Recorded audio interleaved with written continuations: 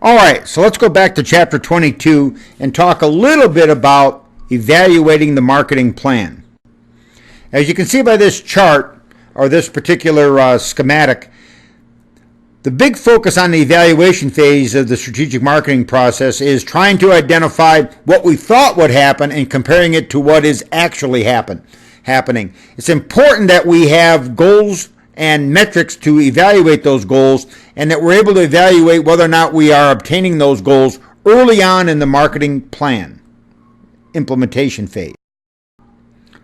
All right, and so the real question is, if something's not going right, what's the problem? Is it the plan and the strategy, the implementation, or both? And then we need to try to correct problems.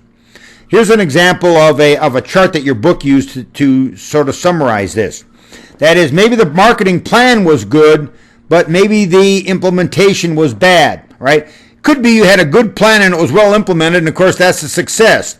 You could have a good plan that was poorly implemented, and of course that's a potential problem that can be fixed.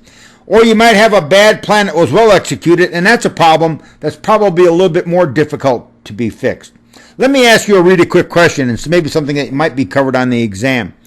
Would you be better off with a good plan, poorly executed, or a poor plan, well executed? Well, of course, the answer is that you would rather have a good plan, poorly executed, because probably implementation is easier to change than the strategic plan itself. And then finally, you need to ask yourself what needs to be changed to make the plan work for us to meet our goals and objectives. Well, it might require a different plan. You might need to change the product, the promotion, the price, the distribution, or maybe the target markets. That's what the evaluation stage is all about.